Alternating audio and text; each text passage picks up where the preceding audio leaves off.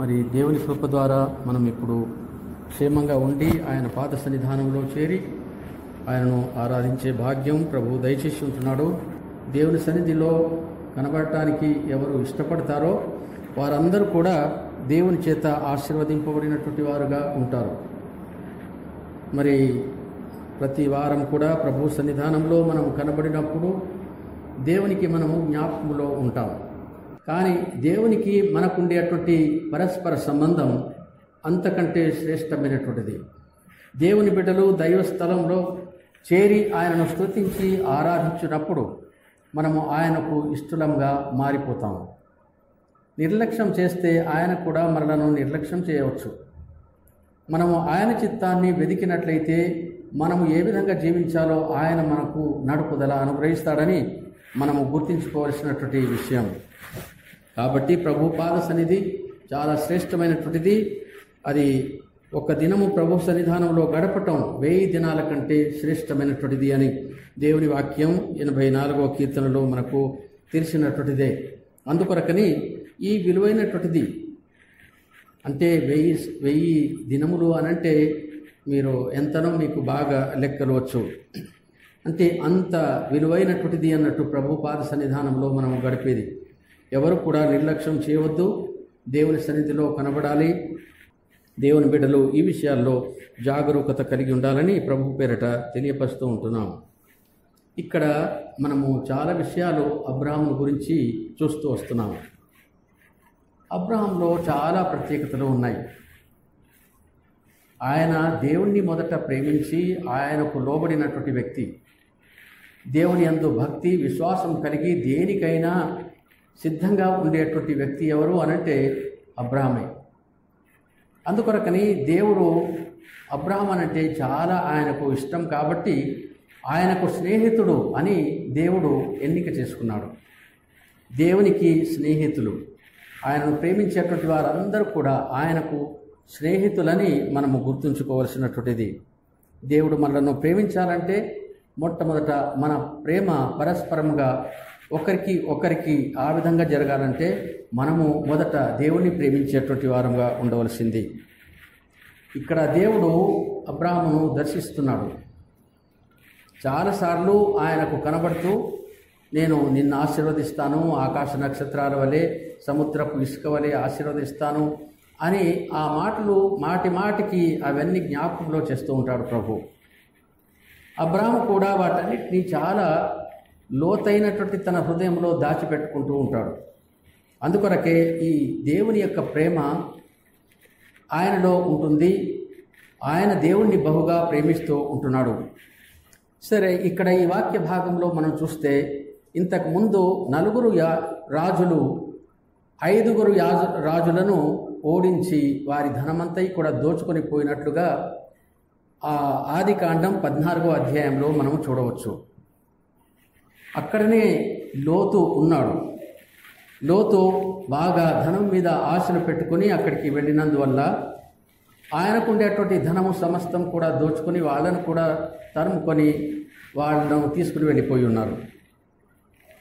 మరి ఇప్పుడు ఏం చేయాలి అనంటే వారికి ఎవరు దిక్కు లేరు. ఎవరికి చెప్పుకోవాలి ఆ దేశంలో ఎవరున్నారని?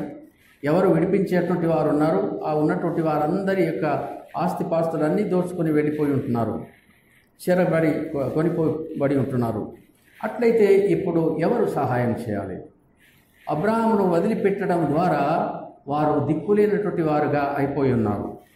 ఒక మంచి స్నేహితుడు, ఒక మంచి వ్యక్తి, ఒక దైవభక్తి కలిగినటువంటి వ్యక్తి యొక్క స్నేహాన్ని చాలా జాగ్రత్తగా కాపాడుకోవటం మంచిది. అయితే ఇప్పుడు బంధుత్వం యొక్క ప్రేమ ఈయనలో చాలా ఉన్నందువల్ల ఆయన లోతు విషయంలో విన్న వెంటనే, ఎవరో వచ్చి ఆయనకు చెప్పిన వెంటనే ఏమాత్రము ఆలస్యం చేయలేదు. తలకు బాసినటువంటి వెంట్రుక అది ఉంటే ఎంత పోతే ఎంత అనేటువంటి సామెత మనకు తెలుసు. అంటే వాళ్ళని గురించి ఆ విధంగా అనుకుంటూ ఉంటారు. వాళ్ళ మీద మనకు మనసు లేదు అనంటే, వాళ్ళు మనకు విరుద్ధంగా ఉన్నారు అనంటే వాళ్ళని గురించి ఏం జరిగినా. కానీ అబ్రహాము మనసు అలాంటిది కాదు. ఆయన ఎలాంటి వాడు అనంటే పూర్తిగా బంధుత్వ ప్రేమనే కాదు, ఒక వ్యక్తిని ప్రేమించటం విషయంలో ఆయన చాలా జాగరూకత వహించేటువంటి వాడు. వారిద్దరికీ మనస్మర్ధలు కలిగిన, కుటుంబంలో కొన్ని ఇబ్బందులు కలిగినప్పటికీ వారు ఎడబాసిపోయి తనకు ఇష్టమైనటువంటి స్థలంలో వెళ్ళిపోయినటువంటి లోతు విషయంలో ఆయన ఏమీ అనుకోలేదు. బాధపడుతున్నాడు ఏంటనంటే, అయ్యో నా తమ్ముని కుమారుడు ఆయన చెరపట్టబడ్డారు అని, ఆస్తి అంతయి కూడా దోచుకున్నారని, వారు చెరలోనికి వెళ్ళిపోయి ఉన్నారని ఆయన వెంటనే సిద్ధపరుస్తున్నాడు. 318 మందిని సిద్ధపరచడం అనంటే వాళ్ళు ఎలాంటి మనుషులో ఈయనకు తెలియదా?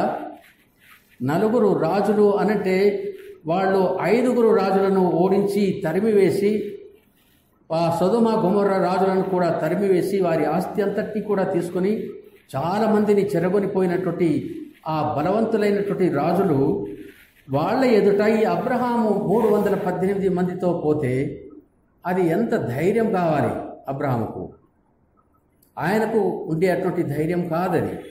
కానీ దేవునిలో ఆయనకు ఉండేటువంటి విశ్వాసము, త్యాగము, ప్రేమ అనేటువంటిది ఉన్నందువల్ల దేనికి కూడా వెనకాడకుండా వెంటనే సిద్ధపడి వారు దేవుణ్ణి జ్ఞాపకం చేసుకుని వెళ్ళిపోయి అక్కడ మొనలు తీరి వారి 4 రాజులను వారి సైన్యాలను ఓడించి వారు ఎత్తుకొని పోయినటువంటి సొదొమ రాజుల యొక్క ఆస్తిని, తర్వాత తన తమ్ముని కుమారుడైనటువంటి లోతు ఆస్తిని, వారి పిల్లలను, కుటుంబాన్ని కూడా వెనుకకు తీసుకుని రావటం జరిగింది.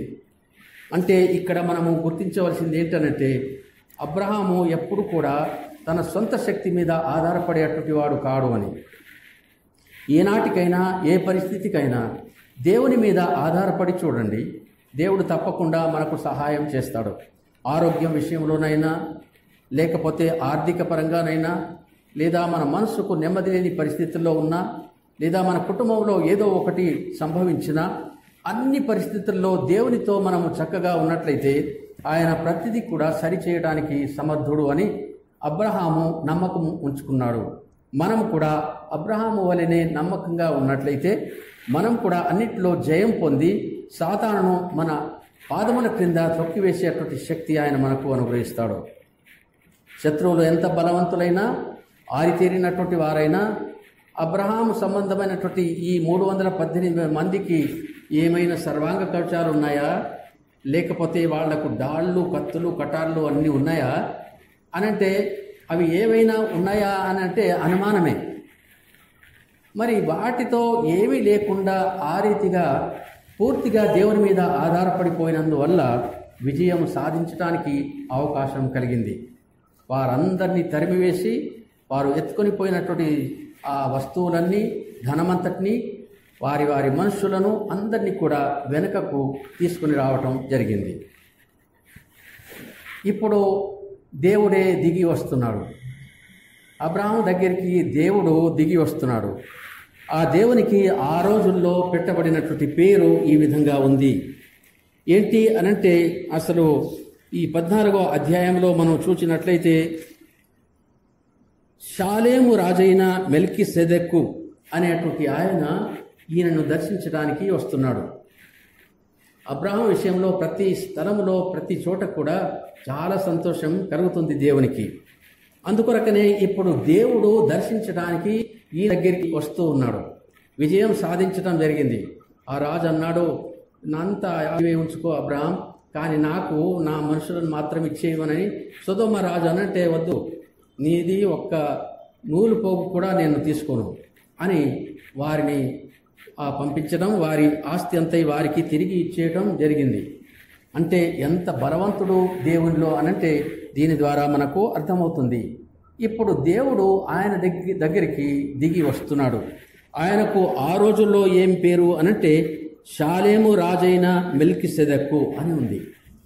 మెల్కీసెదెకు, షాలేము అనంటే అర్థం మనకు తెలుసు, సమాధానం అని అర్థం.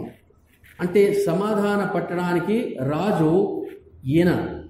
అయితే ఈ రాజును గురించినటువంటి ఈ లెక్కలన్నీ, బ్యాక్గ్రౌండ్ అంతా కూడా ఏదీ తెలియదు. కానీ ఈయన ఎంత ఘనుడో అనేటువంటి విషయాలు మాత్రం మనకు 110వ కీర్తనలో ఈ షాలేము రాజును గురించి, మెల్కీసెదెకును గురించి చెప్పబడింది. 4వ వచనంలో చూసినట్లయితే అక్కడ ఆయనకుండేటువంటి ఘనతను గురించి దావీదు దేవుని చేత ప్రేరేపింపబడినటువంటి వాడై ప్రవచనాత్మకంగా పలికినటువంటి విషయం అక్కడ షాలేము రాజును గురించి చెప్పబడింది, మెల్కీసెదెకును గురించి చెప్పబడింది. తర్వాత 7వ అధ్యాయం హెబ్రీ పత్రికలో కూడా ఈ 5వ అధ్యాయము, 7వ అధ్యాయము, 8వ అధ్యాయంలో చూచినట్లయితే అక్కడ మెల్కీసెదెకును గురించి చెప్పబడింది. ఆయన యొక్క గుణలక్షణాలు, ఆయన ఎలాంటి వాడు, ఆయన బ్యాక్గ్రౌండ్ ఏంటి, ఏ విధంగా ఉంటాడో అనేటువంటిది అందులో అన్ని వివరంగా చెప్పబడి ఉంటున్నవి. అంటే ఈ షాలేము రాజు సామాన్యమైనటువంటి ఒక వ్యక్తి కాదు, ఒక మనిషి కాదు. కానీ ఆయన ఆదిలో నుండి ఉండే అటువంటి దేవాతి దేవుని యొక్క కుమారుడైనటువంటి యేసుక్రీస్తే నానా సమయంలో ఆయన నానా విధాలుగా మనుషులకు ప్రత్యక్షమవుతూ వస్తూ ఉంటున్నాడు. అబ్రహాముకు ప్రత్యక్షం కావటం, అటు తర్వాత మోషేకు పొద ద్వారా ప్రత్యక్షం కావటం, గిదియోనుకు ఇంకొక విధంగా ప్రత్యక్షమై ధైర్యపరచటం, అదే రీతిగా ఒక్కొక్క సమయంలో ఒక్కొక్క విధంగా అబ్రహాముకు, తర్వాత ఇస్సాకుకు, ఆ రీతిగానే యాకోబుకు దర్శనాలు ఇచ్చి ఆయా సమయాల్లో ఆయన ఒక మనిషిలాగా, ఒక దూతలాగా ఉంది. అంటే ఈయన సామాన్యమైనటువంటి వ్యక్తి కాదు అనేది. షాలేము రాజు అనేటువంటి ఆయన సమాధాన పట్టణమునకు రాజు. ఈయన సర్వోన్నతుడైనటువంటి దేవునికి యాజకుడు అని చెప్పబడింది. సర్వోన్నతుడైనటువంటి దేవునికి యాజకుడు, మహోన్నతుడైనటువంటి దేవునికి యాజకుడు అనంటే అటు దేవునికిని ఇటు మానవ జాతికిని మధ్యవర్తిగా ఉండి ఆయన పాపముల కొరకు పరిహారము చేసేటువంటి వ్యక్తి యాజకుడుగా ఎంచబడతాడు. ఆ రోజుల్లో యాజకులుగా ఎంచబడినటువంటి వారు లేవి వాళ్ళ నుండి, అంటే లేవి వంశము నుండి వచ్చినటువంటి వారే. 12 మంది గోత్రకర్తలు ఉన్నారు. వారిలో లేవి ఒకడైతే ఈ లేవి వంశాన్ని మాత్రమే ప్రత్యేకించుకొని దేవుడు ఏం చేసినాడంటే వారికి ఒక ప్రత్యేకతను అనుగ్రహించి ఉంటున్నాడు. అదేంటి అనంటే దేవునికిని మనుష్యులకును మధ్యలో వారు మధ్యవర్తిగా ఉండి తర్వాత సమాధాన స్థితి తీసుకురావడానికి ప్రయత్నం చేసేటువంటి వారిని యాజకుడు, ప్రధాన యాజకుడు అని అంటారు. బలులు అర్పించటం ద్వారా దేవునితో సమాధానపరిచేటువంటి వారు. సరే, ఇక్కడ ఈయన మహోన్నతుడైనటువంటి దేవునికి యాజకుడు అని చెప్పబడినటువంటి మాట చూస్తే ఈయన పాప పరిహారం కొరకు గొప్ప త్యాగం చేసినటువంటి వ్యక్తి అని మనము గుర్తించడం తర్వాత వచ్చేటువంటి వాటిలో మనము చూడగలుగుతాం. అందుకొరకనే ఇప్పుడు మనుషులకు దేవునితో సమాధానపరచువాడని ఈ యాజకునికి అర్థం. ఈయన సామాన్యమైనటువంటి యాజకుడు కాదు. మోసే ధర్మశాస్త్రం ప్రకారంగా చూసినట్లయితే ఇక్కడ ప్రతి యాజకుడు కూడా దేవునికి ప్రతిష్ఠ చేసుకోవాల్సినటువంటి అవసరత. ప్రతిష్ఠ చేసుకోవటం అనంటే మొట్టమొదట తాను పరిశుద్ధుడు కాడు. ఉదాహరణకు అహరోను, తన వంశస్థులు, తర్వాత లేవీయులు దైవ సన్నిధానంలో ఏ విధంగా పవిత్రపరచుకోవాలో లేవీ కాండములో కానీ ఇవన్నిటిలో మనము చూడగలుగుతాము. వాళ్లను ఏర్పరచుకున్న తర్వాత వారు ఏ విధంగా దేవునికి సన్నిహితంగా ఉండి పవిత్రంగా ఉండి దైవ సన్నిధానంలో అతి పరిశుద్ధ స్థలానికి వెళ్ళేటప్పుడు, సంవత్సరానికి ఒకసారి వెళ్ళేటప్పుడు ఏ విధంగా ఉండాలో, తాము పాపులు కాబట్టి అసలు ఆ పాపముతో దేవుని సన్నిధికి వెళ్ళినట్లయితే వాళ్ళు అక్కడికక్కడే చనిపోతారు. అందుకొరకనే వారు మొదట పరిశుద్ధపరచబడాలంటే ఈ మానవ మాతృలు ఏం కావాలనంటే వారు మొట్టమొదట రక్తము చేత తమను తాము పరిశుద్ధపరచుకోవాలి. నిర్దోషమైనటువంటి ఒక గొర్రె పొటేలుకు తల మీద చేయి పెట్టి తమ పాపములు ఒప్పుకొని దాన్ని వధించి దాని రక్తమును చిందించి అప్పుడు మాత్రమే పరిశుద్ధపరచబడిన తర్వాత వారి వస్త్రధారణ వారి అంతయి కూడా వేరుగా ఉంటుంది. అప్పుడు దేవునికి వారు అంగీకారంగా ఉంటారు అనేది ఇక్కడ వాక్యం చెప్పబడింది. అయితే వీరు మనుషుల్లో నుండి ఏర్పాటు చేయబడినటువంటి వారు, అందుకొరకే వారు చావుకు లోనయ్యేటువంటి శరీరం కలిగినటువంటి వారు కాబట్టి వారి యాజకత్వం శాశ్వతమైనటువంటిది కాదు. వారు ఎల్లప్పుడూ కూడా శాశ్వతంగా యాజకులుగా ఎవరు ఉండలేరు. కానీ శాశ్వతంగా ఉండేటువంటి ఒకే ఒక యాజకుడు ఉన్నాడు. ఆయన ఎవరు అనంటే మన ప్రభు అయినటువంటి యేసుక్రీస్తు మాత్రమే. దేవునికిని మనుషులకును మధ్యవర్తిగా వచ్చి తన ప్రాణాన్ని శిలువ ద్వారా శిలువకు అప్పగించి తన బలి రక్తం ద్వారా పాపమునకు క్షమాపణ కలిగజేసినటువంటి వాడు ఆయన ఒక్కడు మాత్రమే.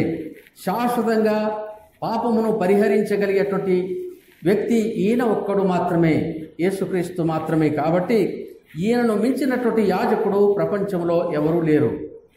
అయితే యాజకులైనటువంటి వారు దేవుని దృష్టిలో విలువైనటువంటి వారు, వారు దేవునికి నమ్మకమైనటువంటి వారుగా ఉండాలని దేవుని యొక్క వాక్యం ఆ విధంగా రాయబడింది. ఈ హెబ్రీ పత్రిక 5వ అధ్యాయం 1వ వచనంలో ఈ విషయాలు మనం చూడగలము. సాధారణమైనటువంటి మనుషులు, లేవీయులైనటువంటి వారు ఎన్నిక చేయబడిన తర్వాత వారు శాశ్వతంగా కాకుండా వారి తర్వాత ఒకరు చనిపోయిన తర్వాత ఒకరిని ఎన్నిక చేసుకునేటువంటి పరిస్థితుల్లో ఆ విధంగా ఉండేది. కానీ యేసుక్రీస్తు మాత్రం ఈయన సామాన్యుడు కాదు. ఈ మెల్కిసెదెక్ అనేటువంటి ఆయన ఒక సామాన్యమైనటువంటి వ్యక్తిగా కాదు. ఈయన దేవుని కుమారుడు. ఈయన నిరంతరము ఉండేటువంటి వాడు. ఆయన ఎల్లప్పుడూ కూడా ఉండి ఎప్పుడూ చనిపోయినటువంటి వాడుగా ఉంటాడు. అంటే పాపుల కొరకు చనిపోయి ఆ రక్తముతో ఆయన దేవుని సన్నిధానంలో తండ్రి యొక్క సమ్ముఖంలో ప్రజల పక్షంగా ఆయన పాప క్షమాపణ చేసి ఉంటున్నాడు. రక్షించుటకు ఆయన మాత్రమే సమర్థుడని చెప్పబడింది. సరే, ఇక్కడ ఈ 2 విషయాలు మీరు గమనించండి. అబ్రహాము దగ్గరికి వచ్చినటువంటి ఈ మెల్కిసెదెకు ఎలాంటి వాడు అనేది ఇక్కడ మనకు చెప్పబడుతూ ఉంటుంది. ఆయన షాలేము రాజు అని చెప్పబడింది. ఆయన సర్వోన్నతుడు దేవునికి యాజకుడు అని చెప్పబడింది. తర్వాత ఆయన అబ్రాహామును ఆశీర్వదిస్తూ ఉంటున్నాడు. ఆశీర్వదించి ఏమంటున్నాడు? అబ్రాహాము ఆశీర్వదింపబడునుగాక అనియు నీ శత్రువులను నీ చేతికి అప్పగించిన సర్వోన్నతుడు దేవుడు స్తుతింపబడునుగాక అనియు చెప్పెను. అప్పుడు అబ్రహాం ఏం చేసినాడంటే ఆయనకు అన్నిటిలో 10వ భాగం ఇచ్చినట్టుగా ఉంది. ఈ 10వ భాగం అనేటువంటిది చూస్తే అంతకుముందు ఎక్కడ మనకు పాత నిబంధన గ్రంథంలో అంటే ఆది కాండంలో ఎక్కడ మనకు కనబడదు. 10వ భాగము తీయటం అనేటువంటిది ఇక్కడనే మనకు మొట్టమొదటిగా మనం గ్రహించగలుగుతాం. అప్పుడు వారు ఏదైనా బలి అర్పణలు చేస్తే చేయవచ్చునే, కానీ మీరు నోవహును గురించి ఆలోచన చేస్తే కూడా ఆయన కూడా 10వ భాగం తీసినట్టుగా కనబడదు. కానీ అబ్రహాము దగ్గరికి వచ్చిన తర్వాత ఈయనకు 10వ భాగమును ఇస్తున్నాడు. తనకుండే అటువంటి ఆస్తిలో నుండి సమస్తము కూడా తన సమస్తములో నుండి ఈయనకు 10వ భాగం ఇస్తున్నాడు అనంటే 10వ భాగమును అంగీకరించడానికి ఈయన యోగ్యుడు అని చెప్పబడినటువంటి విషయం మనము గుర్తించాలి. 2 విషయాలను మనం గుర్తిస్తున్నాం. ఏంటంటే ఈయన షాలేము రాజైనటువంటి మెల్కిసెదెకు ఆయన దగ్గరికి వచ్చి ఆయనను ఆశీర్వదిస్తూ ఉంటున్నాడు. ఆయన ఇంకొకటి తీసుకొని వచ్చి ఉంటున్నాడు ఈయన దగ్గరికి. ఏంటి అనంటే రొట్టె, తర్వాత ద్రాక్షారసం. ఇది కూడా క్రొత్తగానే ఉంది. అనంటే ఈ రొట్టె ద్రాక్షారసము ఈ షాలేము రాజు ఈయన దగ్గరికి తీసుకుని రావటం అనంటే దీనిలో ఉండేటువంటి ప్రత్యేకత మనకు తర్వాత తెలిసింది. అంతకుముందు ఎవరికి ఇవి అర్థమయ్యేటువంటివి కావు. ఎప్పుడు అర్థమవుతుంది అనంటే మత్తయి సువార్త 26వ అధ్యాయంలోనికి వచ్చినప్పుడు, తర్వాత 1 కొరింథీ పత్రిక 11వ అధ్యాయంలో చూసినప్పుడు మనకు అర్థమయ్యేది ఏంటి అనంటే యేసు ప్రభు తన శరీరాన్ని రొట్టెగా అర్పిస్తూ ఉంటున్నాడని. ఒక రొట్టెగా ఆయన అర్పణ చేస్తున్నాడు తన శరీరాన్ని. తర్వాత తన రక్తాన్ని ఆయన పానముగా ద్రాక్షారసముగా ఇస్తున్నాడని. ఈ ద్రాక్షారసము తర్వాత ఈ రొట్టె దేనికి సూచన అనంటే రాబోయే అటువంటి శిలువ మరణానికి సంబంధించినటువంటిది. తర్వాత ఇక్కడ ముందే అబ్రహాముకు తెలియపరచబడుతూ ఉంటుంది. కానీ అబ్రహాము దీన్ని గ్రహించలేదు. ఈ రొట్టె ద్రాక్షారసము దేని కొరకు అనేటువంటిది ఆయనకైనా ఏం తెలుసు, కానీ ఆ ఇచ్చినటువంటి ఆయనకు మట్టుకే తెలుసు. ఏంటి అనంటే ఇది నా శరీరము, తర్వాత నా రక్తానికి ముంగుర్తు, నేను అబ్రహాముకు ఇస్తున్నాను, దాన్ని తీసుకొని మరి శిష్యులతో చెప్పినటువంటి మాట కూడా అదే కదా. ఇదిగో ఇది నా శరీరం, దీనిని మీరు తీసుకొని తినండి. ఇదిగో ఇది నా రక్తం, రక్తానికి సూచన ఈ ద్రాక్షారసం, ఈ పాత్రలోనిది త్రాగి నన్ను జ్ఞాపకం చేసుకోనండి అని ఆ రోజు ఆయన చెప్పడంలో ఏమర్థం అవుతుంది అనంటే, అసలు ఈ రొట్టె, ఈ ద్రాక్షారసము ఆయన మరణానికి సూచన, ఆయన ప్రపంచ పాపముల కొరకు బలిదానం కావడానికి ఒక సూచన దేవుడు అనుగ్రహించి ఉంటున్నాడు. అందుకొరకనే దీనిని చాలా మర్మముతో దేవుడు ఇక్కడ చేస్తూ ఉంటున్నాడు. నేను రాబోయేటువంటి రోజుల్లో నేను ఈ రొట్టె, ఈ ద్రాక్షారసంలాగా నా శరీరాన్ని, నా ప్రాణాన్ని లోకమంతటి కొరకు నేను అర్పించబోతున్నాను. అంతేకాదు, ఇదిగో నీవు దీనికి ఒక సాధనమై ఉన్నావు. నిన్ను బట్టి ప్రపంచమంతటికి కూడా నేను ఆశీర్వదింపబోతున్నాను. ఎందుకనంటే నీవు నాకు ఒక ప్రత్యేకమైనటువంటి వ్యక్తివిగా ఉన్నావు కాబట్టి ఇవన్నీ కూడా నీకు ముందే తెలియపరుస్తూ ఉంటున్నానని తెలియపరచడానికి అబ్రహాముకు ఈ రొట్టె ద్రాక్షారసం ముందే ఇచ్చి తన యొక్క మరణాన్ని గురించి సాదృశ్యాన్ని తెలియపరిచి ఉంటున్నాడు. మరి దేవుడు మనకు ఇచ్చేటువంటిది ఇది చాలా విలువైంది. ఇంత విలువైనటువంటిది లోకంలో మనకు ఇంకెక్కడా దొరకదు. ఎవరైనా మనకు 1 కోటి రూపాయలు ఇస్తే అది గొప్ప సంగతి కాదు. ఎవరైనా మనకు ఇంకేదైనా విలువైనటువంటిది ఇస్తే, భూములు, జాగలు, ఇళ్ళు ఏమైనా ఇచ్చినట్లయితే అవి అంత విలువైనటువంటిది కాదు. కానీ తన ప్రాణాన్ని మన కొరకు సమర్పించి తన బిడ్డలుగా మనలను చేర్చుకొని పరలోక ధనానికి, పరలోక సంబంధమైనటువంటి సర్వ యావదాస్తికి మనలను హక్కుదారులుగా చేసేటువంటి ఈ భాగ్యం ఈ విధంగా మనకు దేవుడు అనుగ్రహించి ఉంటున్నాడు. తన ప్రాణాన్ని అర్పించటం కంటే శ్రేష్టమైనది ఏదైనా ఉందా? దానికంటే విలువైనటువంటిది మీ జీవితంలో ఏదైనా కనుగొన్నారా అనంటే అదేది కూడా లేదని గుర్తించాలి. మరి ఈయన చాలా విలువైనటువంటి తన శరీరాన్ని అర్పించడానికి సాదృశ్యంగా ఇక్కడ మనకు ఆ రొట్టెను, ద్రాక్షారసమును అబ్రహాముకు ఇచ్చినట్టుగా కనబడుతుంది. షాలేము రాజు, సమాధానానికి అధిపతి అయినటువంటి వ్యక్తి ఈయనలో 2 లక్షణాలు ఉన్నాయి. ఒకటేమో ఆ యాజకత్వం, రెండవది రాజ్య పరిపాలన భారం. ఈ 2 ఈయనలో ఉన్నట్టుగా మనము గుర్తించాలి. అనంటే మీరు యెషయా గ్రంథం 9వ అధ్యాయంలో చూసినట్టయితే అక్కడ మనకు తెలిసినటువంటి వాక్యము, ఇక్కడ ఈ వాక్యం ప్రకారంగా చూస్తే మనకు కుమారుడు అనుగ్రహించబడెను అని చెప్పబడింది. అంటే ఈయన ఎలాంటి వాడు అనేటువంటిది, ఈయనకు ఉండేటువంటి బాధ్యతలు ఏంటో ఇక్కడ మనకు తెలియపరచబడింది. మొట్టమొదట యాజకత్వం అనేటువంటిది ఆయనకుంది. రెండవదిగా చూసినట్లయితే ఈయన రాజ్య పరిపాలన చేయటానికి రాజాతి రాజుగా ఉంటున్నాడు. మీరు ఆ మత్తయి సువార్త 2వ అధ్యాయంలో చూసినప్పుడు అక్కడ కూడా చెప్పబడినటువంటి విషయం చూస్తే, యూదులకు రాజుగా పుట్టినవాడు ఎక్కడున్నాడు అని ఆనాటి ఆ జ్ఞానులు అడగటం చూస్తే, ఆయన పుట్టకతోనే రాజరికం కలిగినటువంటి వాడు అని, రాజాతి రాజు యొక్క కుమారుడు, రాజై ఉన్నటువంటి వాడు, ఆయనే రాజు. అయితే ఆయన పుట్టుకతోనే రాజు. పుట్టిన తర్వాత రాజులు అవుతారే కానీ పుట్టుకతోనే రాజులైనటువంటి వారు ఎవరు లేరు. వీళ్ళు ఆశ్చర్యకరంగా ఈ జ్ఞానులు అడుగుతున్నారు ఆ రాజు దగ్గరికి వెళ్ళి, యూదులకే రాజుగా పుట్టినటువంటి వాడు ఎక్కడున్నాడు అని. ఈయన యూదులకే కాదు, ప్రపంచం అంతటికీ కానీ మొదట యూదాలో నుండి ఈ రాజ్యదండం బయలువెడుతూ ఉంటుంది. అందుకొరకనే యూదులకు రాజుగా పుట్టినటువంటి వాడు. ఆయన శిలువ మరణం పొందక ముందు కూడా ఆ శిలువ మీద రాయబడినటువంటిది ఈయన యూదులకు రాజు అని. కాదు యూదులకు రాజు అని రాయకు అని వాళ్ళంతా ఎంత చెప్పినా రాసిందేదో రాసేసిన అయిపోయింది. ఆయన యూదులకు రాజే అని. అంటే ఆయన పుట్టుకతో రాజే, ఆయన మరణించినప్పుడు రాజే, ఆయన మరలా తిరిగి సమాధి నుండి లేచిన తర్వాత యుగాయుగములు రాజ్యం ఏలేటువంటి రారాజు ఆయన ఒక్కడే. ప్రపంచమంతటిని ఏలేటువంటి రాజులు ఎక్కడ భూమి మీద లేరు. కానీ యేసు ప్రభు ఒక్కడు మాత్రమే లోకమంతటికి రారాజై ఉంటున్నాడు. ఆయన రాజ్యము నిరంతరము ఉండేటువంటిది, శాశ్వతమైనటువంటిది, శాంతియుతమైనటువంటిది.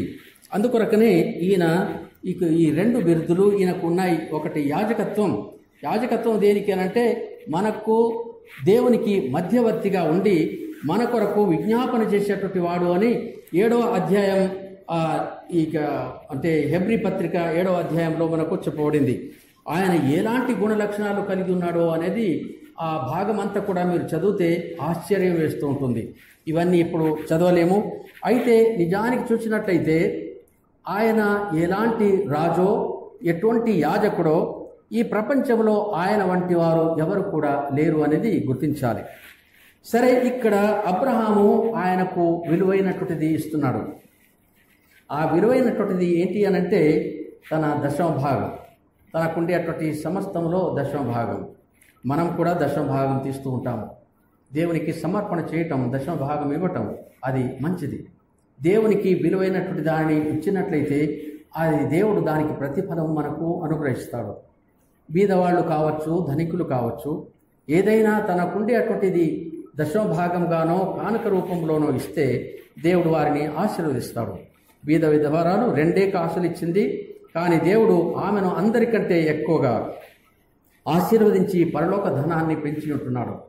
భూలోక సంబంధమైనటువంటి ధనం కంటే విలువైంది పరలోక సంబంధమైనటువంటి.